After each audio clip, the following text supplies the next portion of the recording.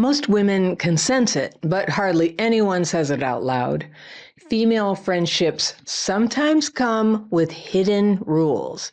They're not written down, nobody explains them, but you can feel them when they're there. And when you don't recognize what's happening, those rules can leave you hurt and confused about why you're getting left out.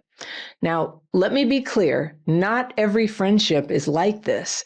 There are wonderful, strong, loyal friendships between women, but the reason some friendships are so painful is that unspoken expectations creep in.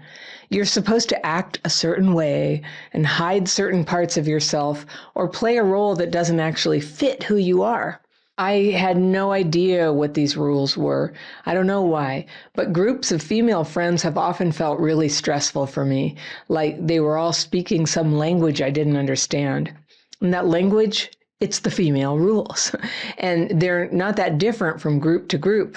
If you don't want the rules or if you don't go along with them, you might notice that even though everyone is saying nice things and smiling, the group feels closed to you. And you find yourself feeling small and insecure and afraid to be your real self. But the good news is, once you become aware of these rules, you can see them for what they are, a way that some women feel connected with each other, and you play along or not, especially when those rules play out as something toxic. So let's break down the rules. First, the version that you probably recognize from groups of women who have excluded you, and then the alternative version that's what you really want.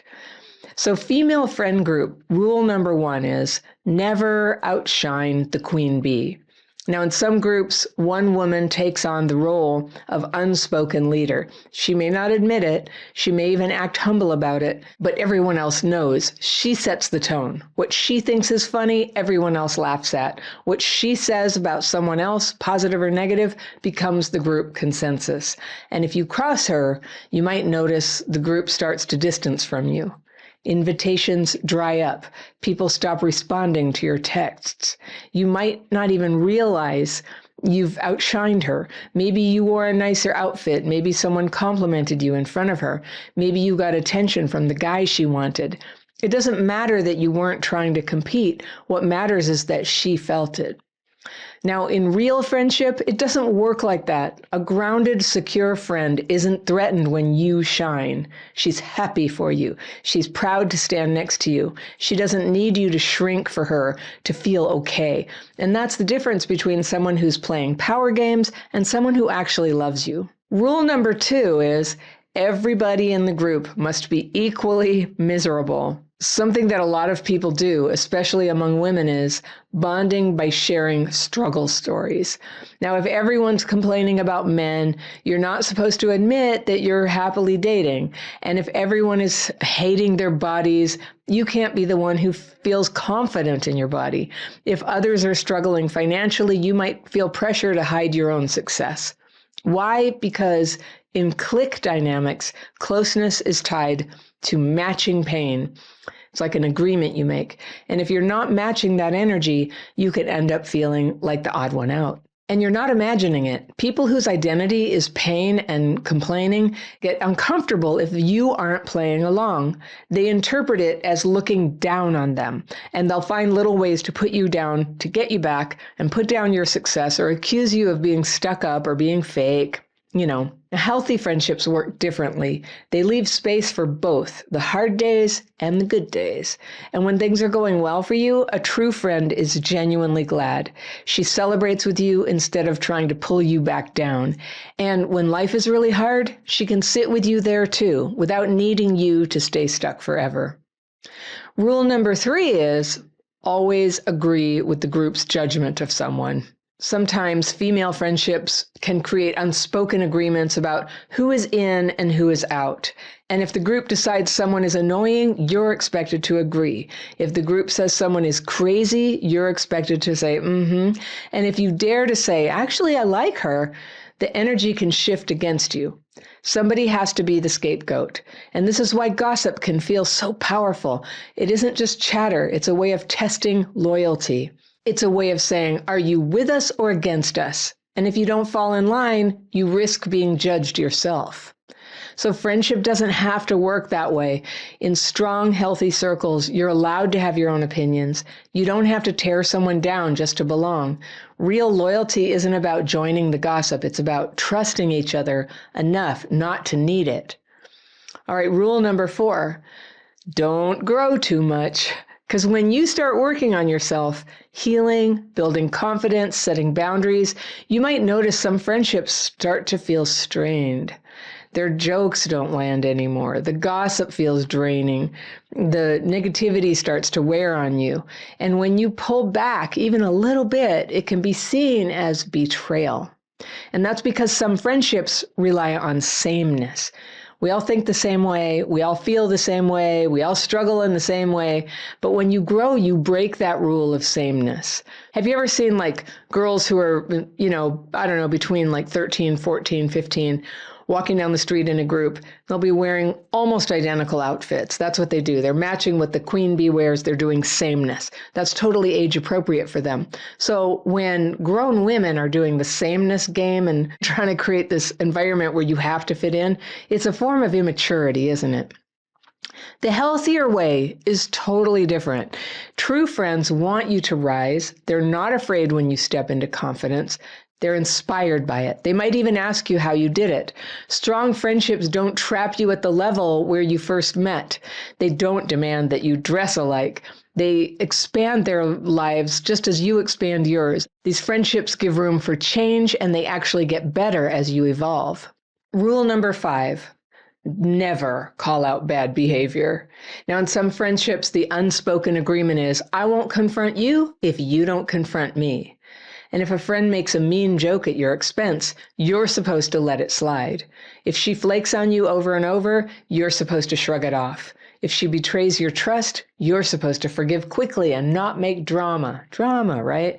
And when you do speak up, when you actually say that wasn't okay, you might get treated as the problem. Real friendship can handle honesty. You can say, that hurt me, and a real friend cares enough to listen. If she messed up, she apologizes and she makes it right. And if you mess up, she expects the same from you. Healthy friendships don't fall apart when someone speaks the truth. They actually get stronger. Okay, rule number 6, your problems are welcome, but your solutions are not. You've probably had the experience. Your friend vents about the same issues again and again. You finally try to help. You offer a solution. You suggest she deserves better. And suddenly she's upset with you. You're told you're not being supportive. The unspoken rule is you're allowed to listen and nod, but you're not supposed to actually help, because if the problem gets solved, the dynamic of the friendship has to change. And some people don't want that. All right. In healthy friendships, encouragement isn't off limits. You can brainstorm, you can challenge each other, you can want better for each other without it being seen as betrayal. That doesn't mean you force advice when it's not wanted. It means you both respect each other enough to offer real help, not just endless sympathy. All right, rule number 7, you're not supposed to have boundaries. In some friendships, you're expected to always be available. If a friend wants to talk for hours, you're supposed to pick up. If she texts you at midnight, you're supposed to respond. If she asks you to cancel plans, you're supposed to do it. And if you say no, you're selfish. You're not being a good friend. This is why so many women end up exhausted and resentful and spread too thin. They confuse self-abandonment with loyalty. Now, the truth is, real friendship respects boundaries. If you say, I can't talk tonight, a true friend doesn't guilt trip you. She understands. And when you do give your time, it's valued because she knows you chose it freely. Healthy friendships don't demand self-sacrifice. They thrive on mutual respect and space. So let's step back. Why do these hidden rules feel so powerful? A lot of it goes back to childhood trauma. When kids grow up in environments where they feel unsafe, they learn to scan the room, right? To read everyone else's emotions, to suppress their own needs, just to avoid rejection. And those patterns, they can just carry right into adulthood. They show up in friendships. And that's why some friendships can feel like survival. It's not just about who likes you. It feels like your whole sense of belonging is on the line. But once you recognize the pattern, you don't have to play by those rules anymore. And when you start setting new boundaries, you'll notice who's really there for you. Some friendships will just fall away, and that it hurts. I know it hurts. But what falls away are the ones who were never strong and real enough to really be your friend. What remains, or what begins to form, are friendships that are real. And this is where your own friendship skills can lift up those relationships and form them into the kind of lifelong friendships that we all crave. If you want to deepen your friendship skills, I have this free download, by the way, with tips you can use immediately to get better at being a friend. And I'll put that down in the top row of the description section so you can get a copy of that for yourself. All right, now here's the tough love. You may go through a season of loneliness before you find those healthier friendships. And that's the part nobody wants to hear, because trauma can leave us so afraid to be alone that we'll cling to any friendship, even a toxic one.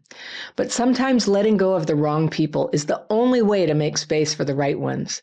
Now, here's the hope. When you do find those healthier friendships, everything changes. You don't have to compete. You don't have to dim yourself. You don't have to hide your joy or your growth. You can finally relax knowing that your friend isn't waiting for you to mess up. She's standing right there with you through all of it. And if you want to build your skills at connecting with good people, I've written the book that walks you through exactly how to do that. I had to learn how myself. I'll put the link to my book, Connectability, in the second line of the description section below. You might want to check that out. Now, if you've been hurt by the hidden rules of female friendships, I want you to know there is another way. You don't have to keep giving your energy to clique dynamics. Your energy is way better used to build friendships that make you stronger, happier, and more free. We all need good friends, friends who inspire us and lift us up, and friends who want the best for us. Now you're becoming that kind of friend, warm, trustworthy, present. And now these are the kinds of friends who are drawn to you. If you like this video, I've got one that you're going to love right here, and I'll see you very soon. Today, what's happening is your own behavior. And the worse you were hurt back then, the more likely it is that you have a pattern of hurting yourself now.